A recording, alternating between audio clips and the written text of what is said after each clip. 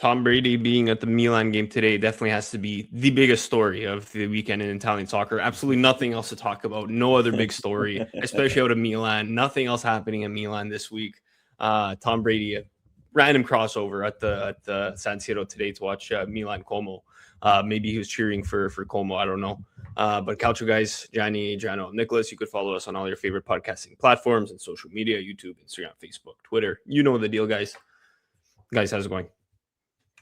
But it's going okay. I mean, not the best with the Milan's result today, even though Brady was in the crowd. So that's like a major crossover for me. But I should have worn my Brady jersey, I guess, for tonight. But I decided not to. But again, yeah, happy to be back talking culture with the guys. Lots to unfold and lots of controversy to talk about. So we're here for it. I mean, I'm doing okay. Basically in Olympics mode right now. Yeah. Because I have nothing else going for me for soccer right now. Just maybe hopefully Roma. That's about it. So Yeah, that's what I'm facing right now. Yeah, I mean, there was the Derby del Janin on what was it, on Sunday or Saturday? It was Sunday.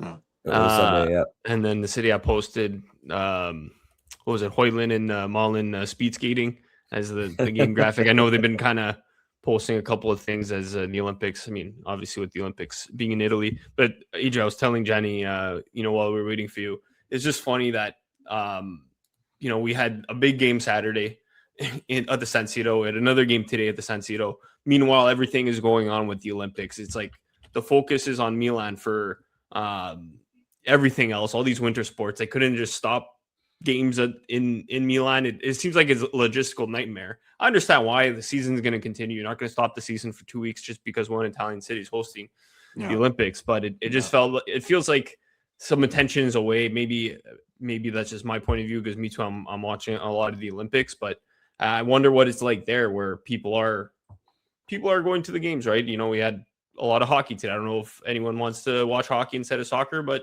Johnny made a good point. It's also, you have an opportunity now for celebrities to go watch these games like Tom Brady.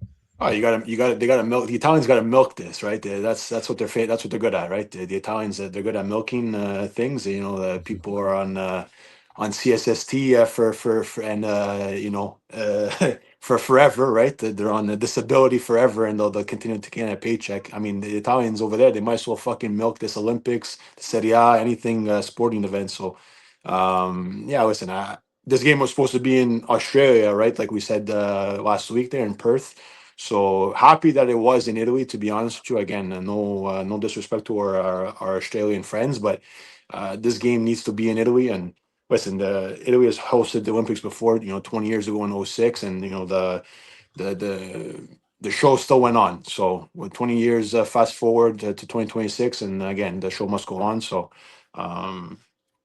yeah, I don't know. I think it is what it is. Like there's other events where other cities and other countries that have hosted events that still have major sporting events go on in their countries, and I think it's there's no different here this year.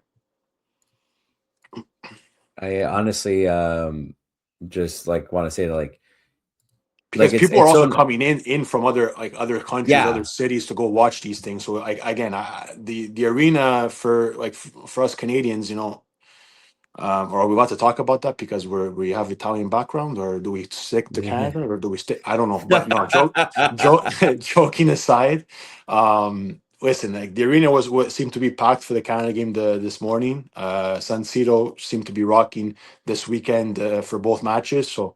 And today's match today for Milan Como. So again, people are gonna go to the events. Like that's for me is a no brainer. I don't know.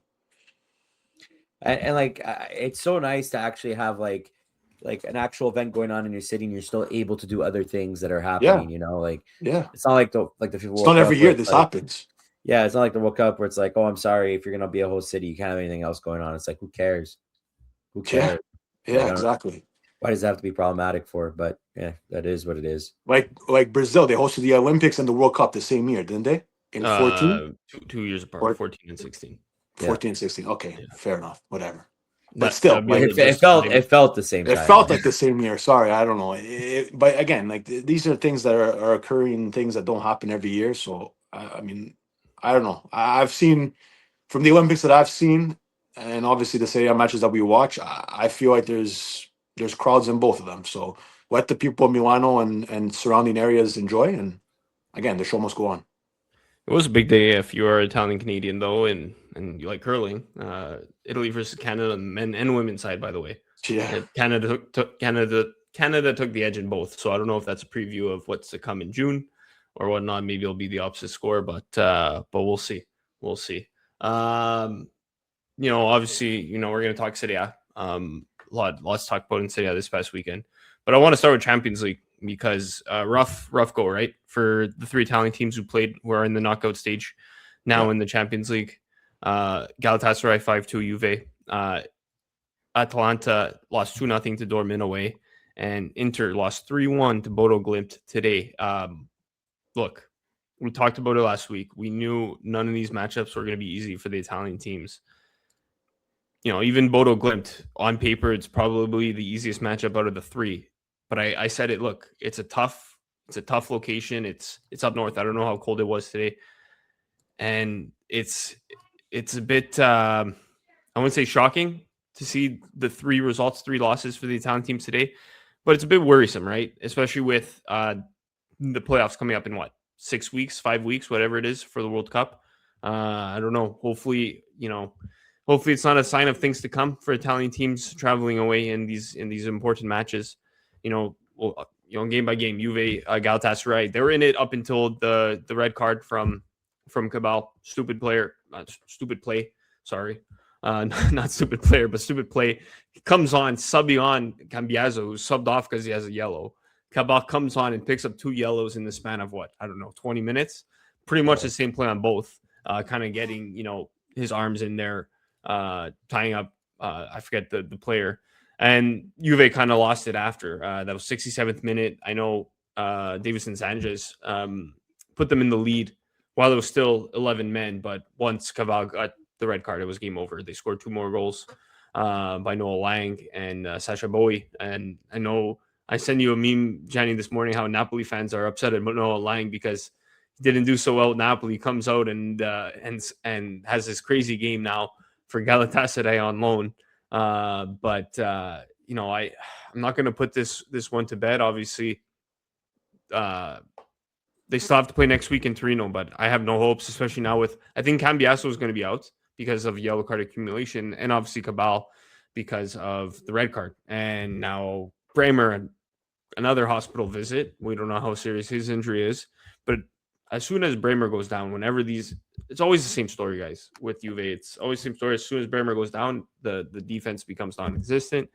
And for me, also, a player I think needs to step up is also Di Gregorio. There you go. Sorry, guys. He struggled against Inter on the weekend. He struggled yesterday. I'm wondering if it's time for Perin to come in and play. But disappointing second half for Juve. And I'm sure a lot of Inter fans are saying the same thing. But one thing I'll say as a Juve fan, with all the comments on social media yesterday from Inter fans, they go out and their team loses 3-1 to Bodo Glimt. Like, he who laughs the hardest, right? So I think Juve fans are laughing now. Yes, okay, we have a bigger deficit to come back from in the home leg, but if Inter loses to Bodo Glimt, we're gonna have a field day with that one. If they get eliminated from Bodo Glimt after losing 5-0 in the final last year, I know Juve fans and fans are gonna go at it, but I think at the end of the day, it is worrisome for the state of Italian football. We'll get into other stuff about Italian football after, but it's not making me confident now for March. I don't know, Johnny, if you want to take your thoughts first, I can go after if you want. Well, I mean, I just feel like as if every time Italian soccer seems to have a good period, international, there's always a clapback that comes out of nowhere. The year that we had the Roma, sorry, not Roma. What am I saying? We had the Derby della Madonnina in the semifinals of the Champions League, right? Yeah. We had Fiorentina that year in the Conference League final. With Atalanta winning the Europa League, was that the same year? No, hold on. It was the year after. It was the year afterwards, but Atalanta, you know what I mean? It was just we had good years. I think Roma actually was in the Europa we had like League. 5 Italian teams. Like like like Roma was in the Europa League final. That's what it was. That's what it was, and they lost. And we go from that, and then we had like that a little bit of a weak period, and we had Atalanta winning Europa. You know what I mean? Like it's just it comes in waves. I honestly don't think it's like I don't think this is going to be like permanent like this. I do know that it's not looking good. I don't think any team can quite come back right now.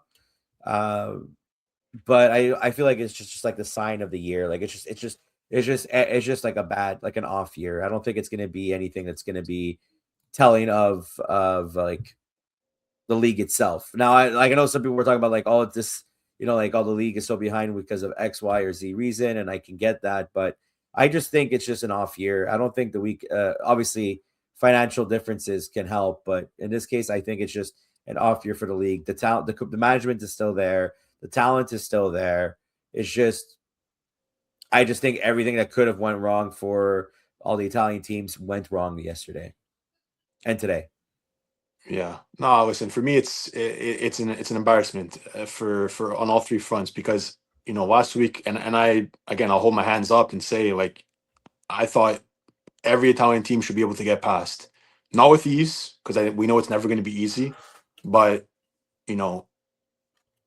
these results again show how far Italy is on the European stage. The Inter finals that they've gotten to were great, but again, are they flashes in the pan? Because the Italian teams haven't really sniffed too much glory besides the Europa League by Atalanta, making the finals for Inter. Okay, sure, the Fiorentina Conference League, but again, these things are all fine and dandy, but we're still so far behind, and again, it shows, because our big teams besides Inter are nowhere near the production level of these other teams. Like, in no way should Juve be losing to Galatasaray the way they did, in my opinion. Atalanta Dortmund, we thought would be the toughest, or one of the toughest matchups, and they weren't able to score. It was a 2-0 game, and again, you can kind of maybe take that and kind of play your chances in the return leg, but the 5-2 result for Juve, for me, if I'm a Juve fan, embarrassing. That defense has looked atrocious. They let in at least 2 goals a game. They let in 5 against Galatasaray. They let in 3 against Inter. They let in 2 against Lazio. Again, there's a result in there I'm probably missing. Was it the Coppa Italia match? Atalanta 3-0. Atalanta. So the past 4 games, Atalanta 3-0. 2 or more allowed. 2 or more allowed goals, and again, you can put the blame on whoever you want, but that's just nowhere near good enough. In Serie A, you might be able to kind of get away with these things, but in Europe, it shows how what we get away with as Italian teams in Serie A, we don't get away with in European competitions. It's just as simple as that. So it's a shame result on all fronts for all the Italian teams. Again, tomorrow, Europa League. It's who Bologna, I think, playing. We'll see. Right? Is it Bologna playing? Right? Yeah. Because Roma passed already. Right? Exactly. Yeah. So we'll see what Bologna does and Fiorentina does in conference. But again, it's just it's a big shame, because these are opportunities to get past. And again, Nick, what did you say last week? At least get past this round for Juve, right? And they shoot themselves in the foot in the opening fixture against Galatasaray. And again, we know it's tough to go to Galatasaray. It's tough to go to Bodo Glimt. We know these things, but again, for me, there's no excuse for any of these teams. That's kind of how I felt. And listen, we'll see if they're able to climb the mountain on the return legs for these 3 teams in Champions League, because yes, it's fine and dandy. We can get to a final, but what happens when we get to a final? We get embarrassed, and it's 2 finals in 3 years is great, but if you come out with no victories, I mean, nobody's really going to remember that in 20 years, so. Yeah, but like, would you accept an Inter final win? No, because how are we going to advance as a country going forward in European competition? How many times do you want to finish second place?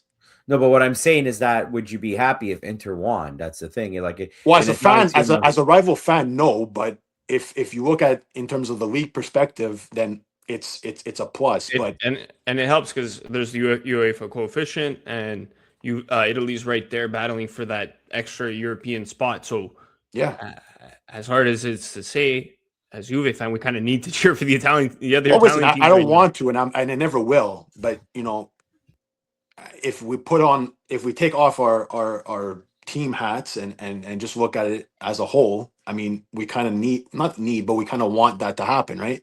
So, and it could be if it's Inter, if it's Milan, if it's whoever it is, Juve. I mean, it's whoever it is, but Inter's been able to show that they're the ones that are able to get to these points. And again, as a rival fan, I don't want them to win the Champions League. Don't get me wrong, but I mean, how much longer can the country, the league, these clubs go on finishing, second place to these other teams, these other countries in European competition? Again, it's great to see, but I feel like we kind of have to get over that hump because an Italian team hasn't lifted up the trophy since when? 2010, and it was our nemesis Inter, right? Who was able to lift it up last. So I don't know. It's 16 going on 16 years. We haven't seen an Italian team raise the Champions League.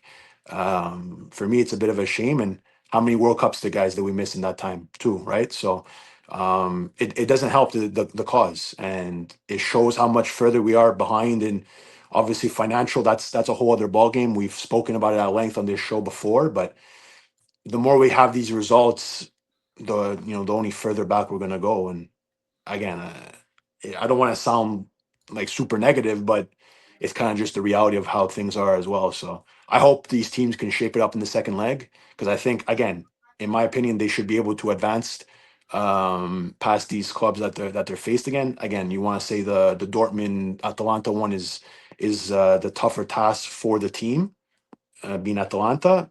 Sure, fine.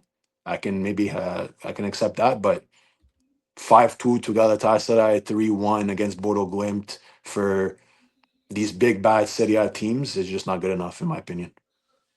Yeah, and I think this is a perfect transition into Serie A because we had another big game this weekend, and what's the only thing people could talk about? The refereeing. And I think that's another issue with Italian football at this point. It's a lot of distractions, right? A lot of Inter fans, Juve fans, paying off this ref, Calciopoli. We're still feeling the effects 20 years later.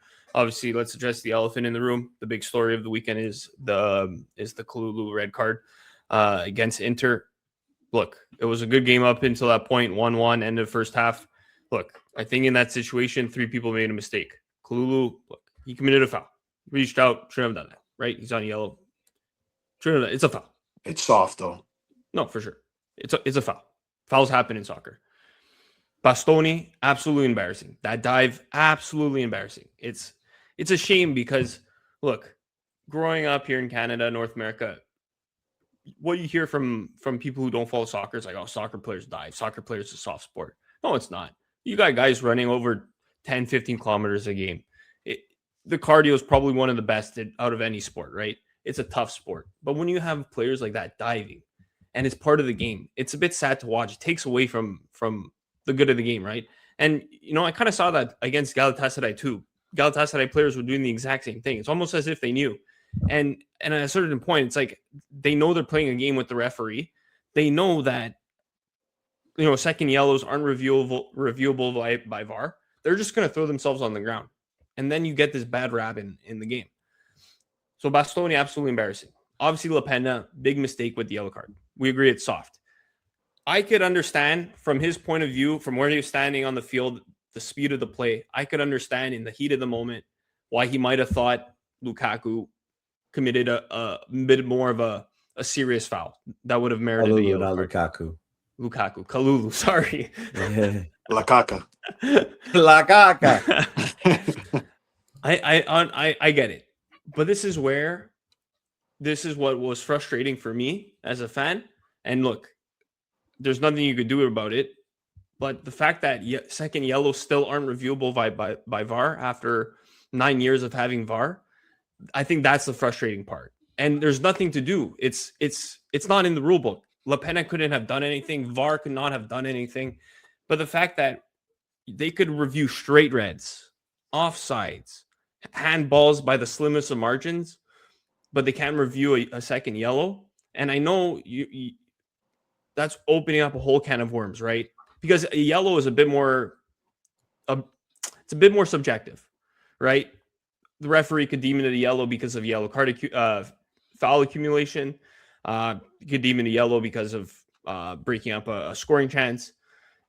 But in this case, I think it was a clear and obvious error that there was no foot contact. It's a hand reaching out and a player exaggerating a dive. And that's the frustrating part. And look, I have a feeling that the rules are going to change within the next few years, that a second yellow will become reviewable under VAR, and it might be because one of these plays. What I also didn't like is Bastoni celebrating. Like, you throw yourself to the ground like that, and he knew right away. He knows he's playing a game. He knows where the referee is. He knows Kalulu's on a yellow. And to celebrate like that, I think is just embarrassing. It's frustrating. It turned out, you know what? It was a good game. I absolutely loved Juve's desire to fight back in the second half. Locatelli scoring and celebrating the way he did. It sucks that Inter won. Look, I think at the end of the day, the better team did win. Did the better team in the game win? No, I think a draw would have been fair. But the fact that we had another great Inter Juve derby, and once again it's just talked about refereeing. It sucks. Look, and I know you guys say, "Oh, Juve best benefited from the referees and the passes and that." Like, yeah, I know, and we got punished for it. We got sent down to Serie B, and then they invented this whole referee system to try to stop us, right? To stop. And at the end of the day, refereeing in soccer is hard, right? It's one guy for 22 players. It's tough. They got to make split-second decisions. But we have this technology. We have all these cameras. I don't understand how after 9 years it's still a second yellow that results in red. We can't use VAR. I'm sorry. Clear and obvious errors. Things that are just obvious and clear got to be overturned. They got to be fixed. It's as simple as that. Who wants to unload first? Gianni Muriel. well, one thing I do want to unload is that, look, it's the gamesmanship of the sport itself. It's part of the sport, like fighting in hockey. Like, okay, I'm gonna get a fourth liner to fight with the other team's like number one defenseman, because if we can get the number one defenseman in the box for 5 minutes, then that's 5 minutes of not having to deal with their best player, let's say, or whatever, and we have chances to score. And we just lost a fourth liner who's like a scrub. You know what I mean? It's like so. And the reason why I'm bringing up that comparable is that diving in soccer is gamesmanship. I hate it. I'm on your side in the sense that I hate it, but you can't fault them for playing the system for what it is. The system rewards that type of work, and it's strategic in a sense, so they're definitely going to play that strategy. It is shitty. It is 110% shitty, but it's a product of their environment. So I think that, like, yes, it was a dive, but you can't fault Bastoni for doing that, because you said it right. He did know that he was on a second yellow. He does know that, like, oh, we can get him out of the game if I, embellish a bit. And he did embellish. However, what I don't like is that he had to come out and apologize to the press. Who gives a fuck? Honestly, man, like, it's so soft that they wanted him to apologize. It's so soft that he had to go out and apologize. He's playing the game. That's what it is. Stand with both feet on the ground with your actions. Yeah, I dove. Yeah, Kalulu got a second yellow. It is what it is. It's a rival game. It's a team that's trying to compete for the championship like we are. And it's all fair in love and war.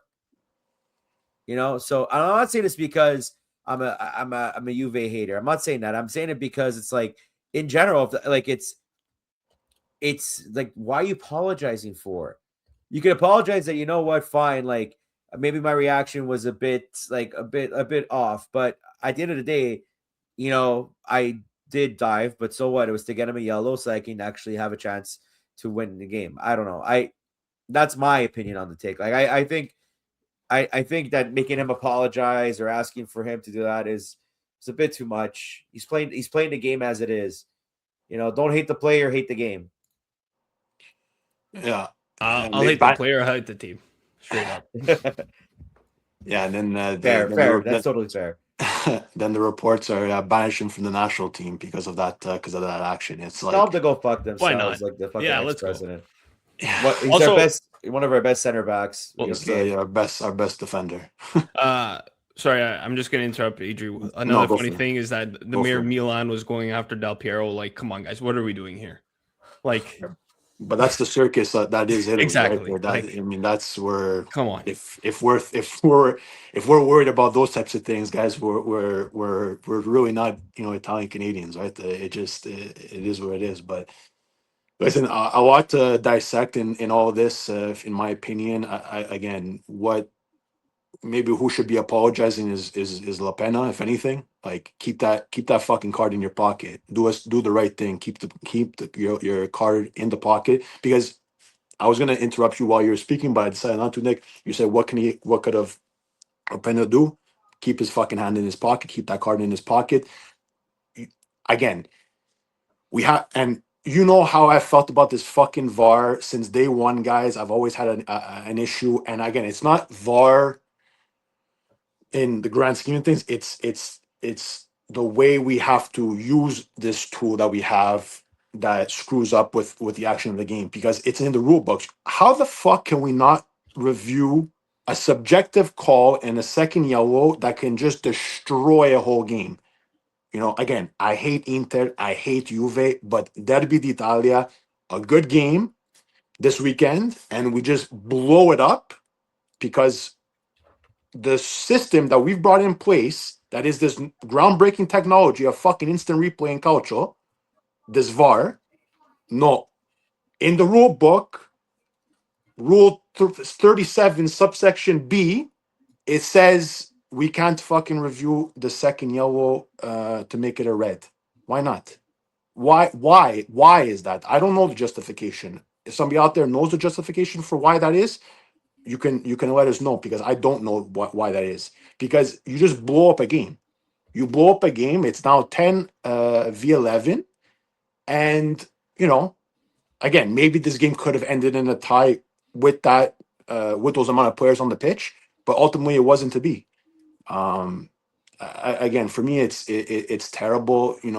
We have, like you said, Nick, reffing in culture is a hard thing, but we have guys upstairs in Lisone fucking watching every damn movement.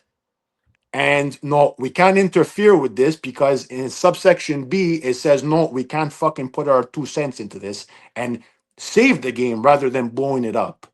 If I'm a fan of any of those teams, in this case, Juve, because they're the ones who got, the short end of the stick, I would be furious, because it can't be. Almost 10 years with this introduction that's supposed to help the game, and yet we're still dealing with these things. I even saw online, maybe fucking instead of referees, we should have AI fucking reffing the game. Oh God, no, that'd be horrible. But you know what I mean? Like, where does this end? Right? I think it was the footy coach. I saw the guys talking about it. It made me laugh. But so shout out to them. But where does this go? Like, we always have to have a big incident for them to change the rule, and then the next following year we're gonna find something else that's not right, and we're gonna have to change it again. Again, for me, there's multiple people at fault, or factors at fault in this whole thing. Kalulu, again, don't put yourself in a position to allow the ref to make a decision against you. I get, but it's a soft thing. He barely touches him, Bastoni. He barely touches him. Yes, he has his arm out, but again, guys, my dad's hit me harder than that. Like, you know what I mean? Like, we've all gotten hit harder than that growing up as in an Italian household, right? So that's, for me, crazy. La Pena, right away, why are you so trigger happy with the card? Why would he be so trigger happy on the card? Like, for me, I don't get it. Maybe, again, I didn't watch the play live, so again, correct me if I'm wrong, guys. If it happened behind him, if it happened, he saw it in front of him, on the side of him, what peripheral he had, I don't know. But you have other referees to help you. You have the fucking the people upstairs in football, we say back in New York, right? The replay in New York. These guys are in Lisone. They have fucking every view possible. We have these cameras that can catch everything. You have help. No. Now, Monday morning quarterback, or we have to go to Rocky, explain all the faults that happen, and they have to excuse themselves. And again, nothing happens to these referees. I mean, I don't know. Bastoni, again, to Johnny's point, playing the game. It's a shame that this is how the game is.